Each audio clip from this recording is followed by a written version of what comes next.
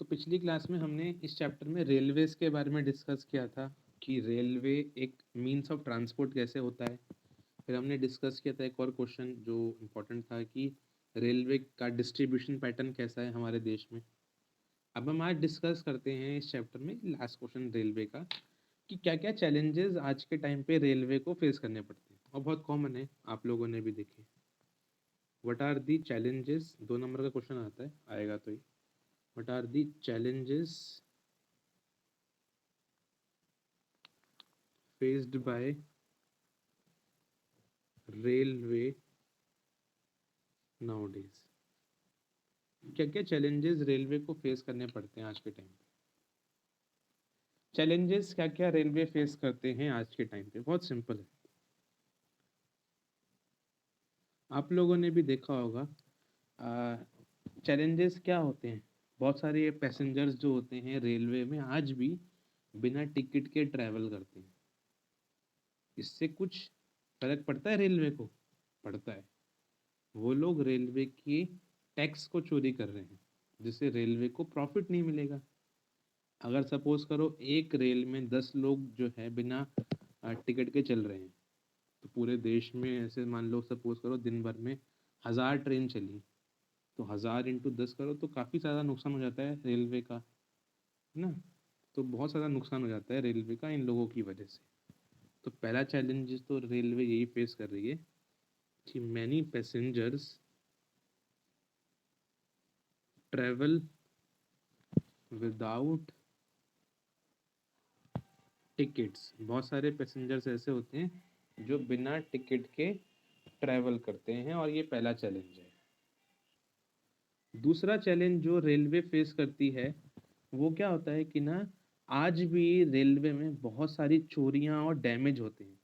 बहुत सारे लोग जो हैं चोर बन के और ट्रेन में लूट पाट करते हैं, आपने टीवी वगैरह में देखा होगा। या बहुत सारे लोग ऐसे होते हैं उदंडी लोग जो ट्रेन के अंदर प्रॉपर्टी को डैमेज करते हैं, ट्रेन के अंदर जो सामान होता है चोरी कर लेते हैं। तो ये भी एक रेलवे को नुकसान और चैलेंज फेस करना पड़ता है। Theft and damaging of railway property.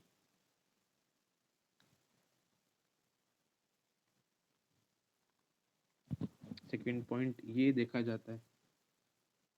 Third challenge जो बहुत कॉमन आपने भी देखा होगा कि कभी भी लोग ट्रेन को बिना कुछ सोचे समझे स्टॉप कर देते हैं, जबकि लिखा होता है ट्रेन में कि अगर आपने कोई अननेसेसरी रीज़न से ट्रेन की चेन पुल करी तो आप पे फाइन भी हो सकता है। बट लोग जब मर्जी देखा होगा अपने कर देते हैं। तो people stop train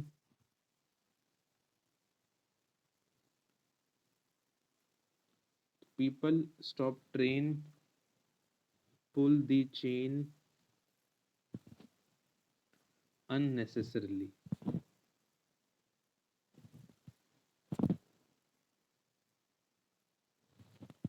UNNECESSARILY, and this causes heavy damage to railway। Copy करिए। अब एक अगला क्वेश्चन पाइपलाइन पे। देखिए पाइपलाइन जो है काफी नया तरीके का ट्रांसपोर्टेशन है और वो काफी इंपॉर्टेंट भी है। तो इस पे क्वेश्चन आ जाता है, what is pipeline transportation, question mark. What is it's advantage, इसके एडवांटेजेस क्या हैं, या हम कह सकते हैं इसकी इम्पोर्टेंस क्या है।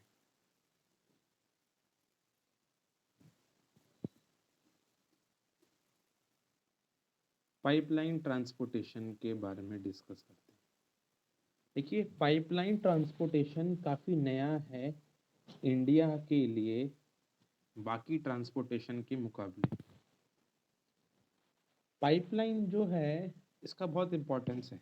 इसका इम्पोर्टेंस क्या है कि पाइपलाइन के थ्रू हम लोग ऐसी चीज़ें आसानी से ट्रांसपोर्ट कर सकते हैं जो रेलवे, वाटरवे, एयरवे के थ्रू आसानी से नहीं हो पाती। जैसे पाइपलाइन का हम यूज़ करते हैं आज के टाइम पे कच्चे तेल, क्रूड ऑयल की ट्रांसपोर्टेशन करने में। जैसे हम लोग जो है क्रूड ऑयल को इंपोर्ट करते हैं सऊदी अरेबिया या फॉरेन कंट्री ईरान इराक से, तो ट्रेडिशनली उसको हम वाटरवे के थ्रू लेके आते थे शिप में भर भर कर, बट उससे बड़ा नुकसान हो सकता है। मान लो कभी लीकेज हो गई तो ये चीज़ें नुकसान हो सकती हैं। पाइपलाइन बिछाएं अगर हम लोग, तो पाइपलाइन से हम आसानी से इनकी ट्रांसपोर्टेशन कर सकते हैं। तो क्रूड ऑयल के ट्रांसपोर्टेशन में काम आता है ये, है ना। दूसरा, पेट्रोल प्रोडक्ट्स, पेट्रोल को ट्रांसपोर्ट करना है आपको। अब सपोज करो कि मुंबई में पेट्रोल आया, मुंबई से आपको उसे दिल्ली तक ट्रांसपोर्ट करना है, तो आसान है कि आप पाइपलाइन से ट्रांसपोर्ट कर दो। क्यों?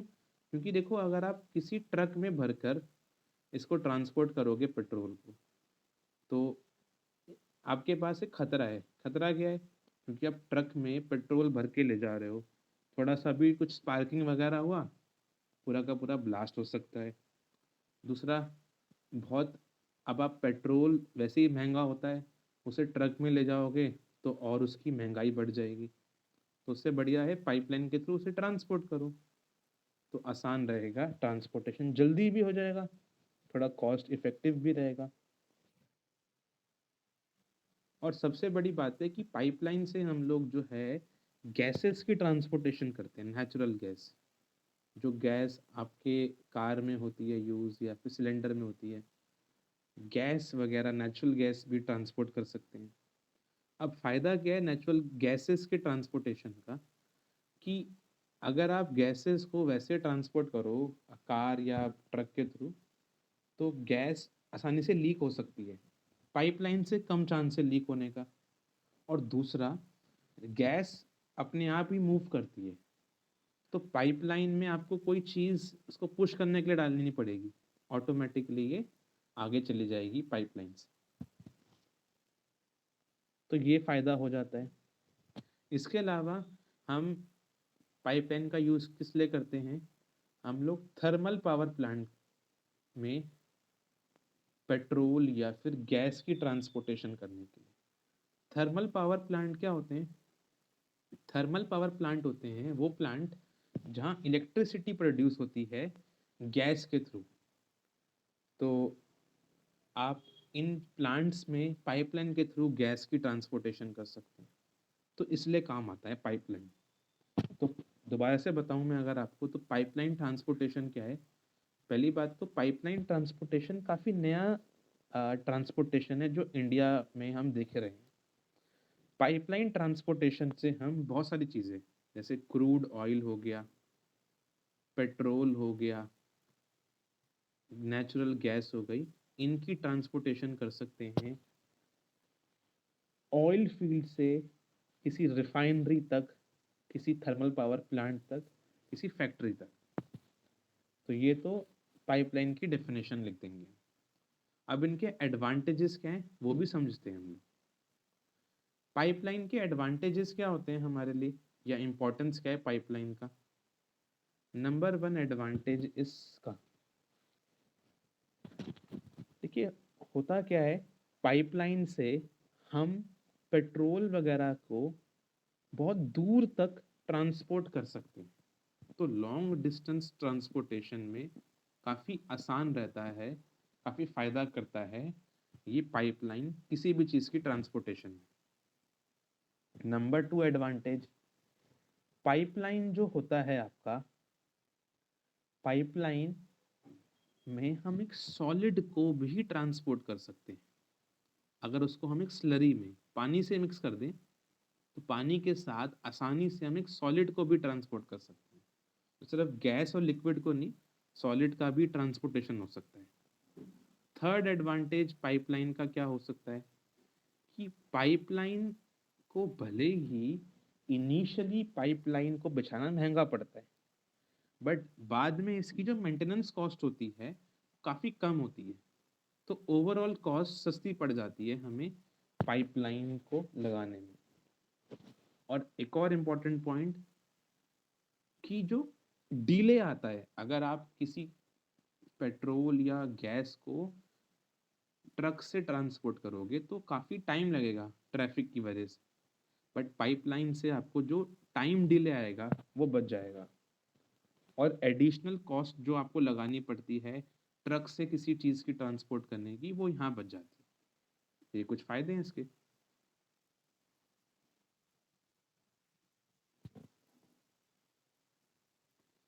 लिख लेते हैं पाइपलाइन की definition. Pipeline transportation is a new arrival on transportation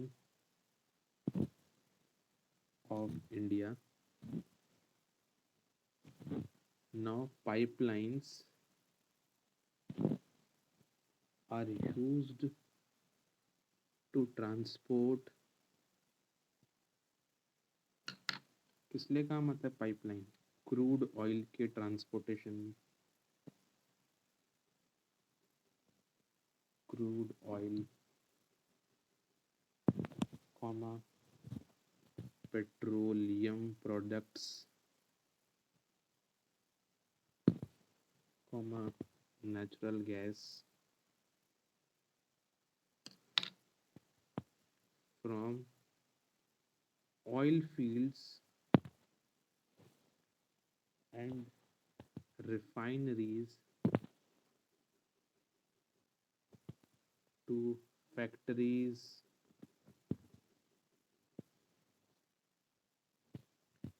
thermal plant, etcetera. तो ये पाइपलाइन के बारे में हो गया। फिर एडवांटेज लिखते हैं।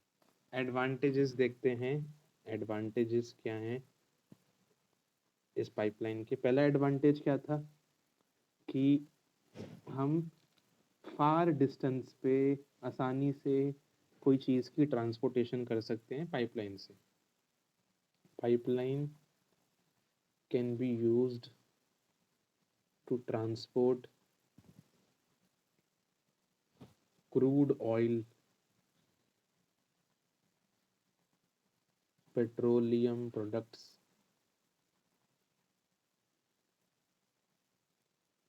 Eight far location. पहला एडवांटेज तो ये हो गया। दूसरा एडवांटेज पाइपलाइन का क्या होता है? दूसरा एडवांटेज होता है कि पाइपलाइन में हम सॉलिड सब्सटेंस की भी कर सकते हैं transportation. Solids can be transported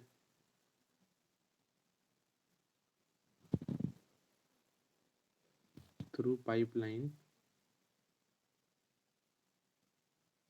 when converted into slurry। तो दूसरा एडवांटेज ये है कि पाइपलाइन को आप स्लरी में कन्वर्ट कर दो, तो पाइपलाइन से हम ट्रांसपोर्टेशन कर सकते हैं। तीसरा एडवांटेज क्या होगा पाइपलाइन का? कि पाइपलाइन जो है उसकी इनिशियल कॉस्ट तो थोड़ी सी महंगी पड़ती है उसको लगाने की, बट बाद में उसकी जो मेंटेनेंस कॉस्ट है थोड़ी सी कम हो जाती है, तो ओवरऑल आपके बजट में फिट हो जाती है। Initial cost of laying pipeline is high, but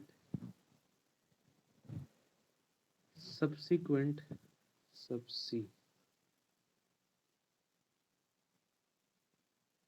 subsequent cost is low या मिनिमल।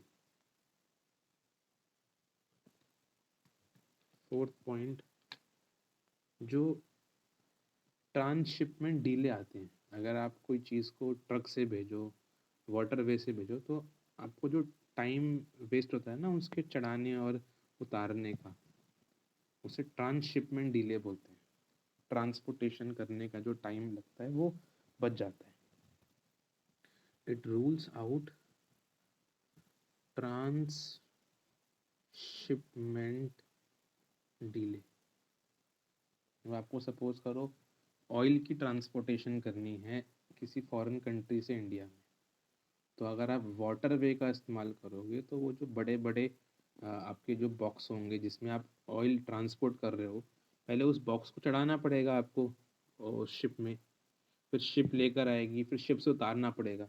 ये उतारने और चढ़ाने का जो टाइम लगता है ना, वो बच जाता है बस, तो उसे ट्रांसशिपमेंट डिले बोलेंगे, तो वो बचा लेता है पाइपलाइन। आगे बढ़ते हैं। अब आपकी एक क्वेश्चन आता है, वैसे आज तक तो शायद कभी ये क्वेश्चन आया नहीं, बट इम्पोर्टेंट है, आपको पता होना चाहिए। हमारे देश में 3 इम्पोर्टेंट जो है वो पाइपलाइन के नेटवर्क हैं, और वो पूछ लेते हैं, आप लोगों के एग्जाम में पूछ सकते हैं। तो नेम या describe 3 important network of pipeline in India. हमारे इंडिया में 3 इम्पोर्टेंट पाइपलाइन के नेटवर्क हैं। पहला इम्पोर्टेंट हमारे देश में पाइपलाइन का नेटवर्क कौन सा है? पहला इम्पोर्टेंट हमारे यहाँ पर है ऑयल फील्ड का। ऑयल का सबसे पहला हमारे यहाँ पर पाइपलाइन का एक नेटवर्क है। कहाँ से कहाँ पर है? असम में अगर आप जाओ तो असम के अंदर और यूपी के कानपुर तक, असम से कानपुर तक एक ऑयल पाइपलाइन का सिस्टम है जो ऑयल की ट्रांसपोर्टेशन कर रहा है। ये पहला इम्पोर्टेंट हमारे देश का पाइपलाइन नेटवर्क है। अब ये जो ऑयल नेटवर्क है ये असम में स्टार्ट हो रहा है, और कहाँ पर एंड हो रहा है? ये उत्तर प्रदेश में, यूपी में। कैसे ये नेटवर्क चल रहा है? असम में गुवाहाटी है, वहाँ से स्टार्ट होता है ये, नंबर 1। फिर ये गुवाहाटी में से आगे बढ़ेगा, और गुवाहाटी से आगे बढ़ते बढ़ते बरौनी जाता है ये। गुवाहाटी में आगे बढ़ा, तो गुवाहाटी से आगे बढ़ते बढ़ते ये जाता है आपके बरौनी में। बरौनी आपके बिहार में पड़ता है, कहीं यहाँ पर पटना के आसपास। बरौनी से आगे जाते जाते फिर ये पहुंच जाता है कानपुर। कानपुर में भी इलाहाबाद के आसपास। तो ये जो है एक नेटवर्क है जिसके थ्रू ऑयल की ट्रांसपोर्टेशन होती है। नंबर 1 ये गुवाहाटी से स्टार्ट होता है, फिर ये पटना के आसपास जो आपका बरौनी रीजन है वहाँ से होते हुए इलाहाबाद कानपुर तक पहुँच जाता है। तो ये नंबर 1 ऑयल पाइपलाइन हमारे देश में है। दूसरा पाइपलाइन हमारे देश में क्रूड ऑयल का है। ये कहाँ से कहाँ चल रहा है? जो क्रूड ऑयल का नेटवर्क है ये गुजरात के सलाया रीजन से स्टार्ट होता है, और ये जो है आपका फिर आगे चलता है गुजरात के सलाया रीजन से, या वीरम नगर से स्टार्ट होता है ये, और फिर ये जाता है मथुरा से होते हुए, फिर जाता है ये मथुरा से होते हुए दिल्ली होते हुए सोनीपत, और सोनीपत से होते हुए फिर ये पंजाब के जलंधर तक पहुंच जाता है।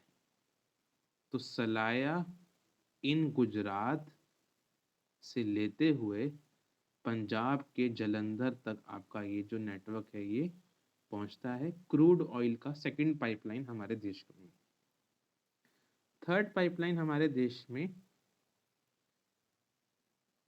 डेवलप होती है हजीरा गुजरात में। गुजरात के हजीरा रीजन से ये चलती है, और ये जाती है आपके उत्तर प्रदेश के जगदीशपुर में।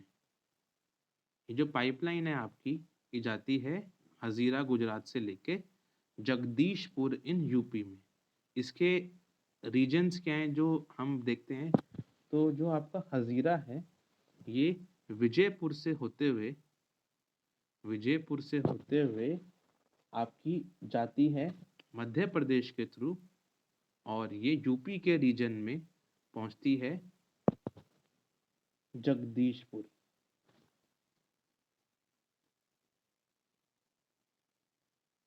और ये आपकी थर्ड इंपॉर्टेंट पाइपलाइन है, ये गैस पाइपलाइन है। ये जो पाइपलाइन है आपकी वो गैस ट्रांसपोर्टेशन में काम है। Answer 3 important pipeline.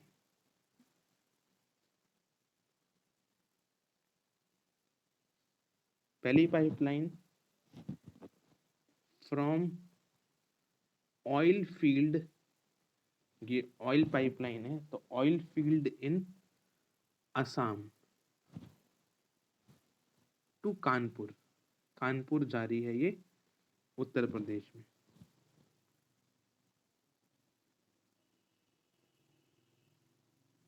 Uttar Pradesh कैसे जा रही है ये? वाया गुवाहाटी। गुवाहाटी जो आपका पड़ता है असम में ही, गुवाहाटी से होते हुए बरौनी जो पड़ता है आपका बिहार के में, बरौनी टू जाती है फाइनली ये इलाहाबाद में। तो ये आपका फर्स्ट पाइपलाइन है। सेकंड पाइपलाइन कौन सी है आपकी? सेकंड पाइपलाइन आपकी जो है क्रूड ऑयल।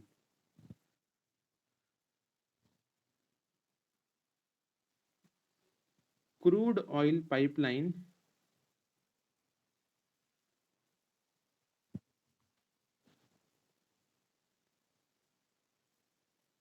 तो सेकंड है crude oil pipeline from Salaya Gujarat से जलंधर पंजाब में via Viramgam to Mathura to Delhi and Sonipat. ये थर्ड पाइपलाइन है, सेकंड पाइपलाइन है।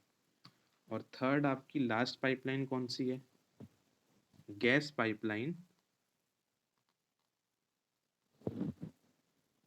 From Hazira in Gujarat.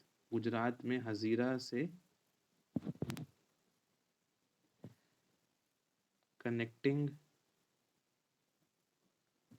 Jagdishpur, connecting Jagdishpur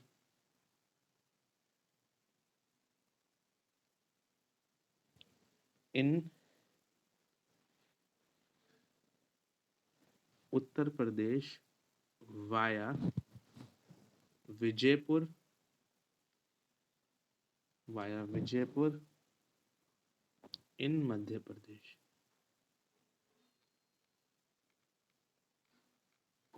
ये 3 इंपॉर्टेंट पाइपलाइंस।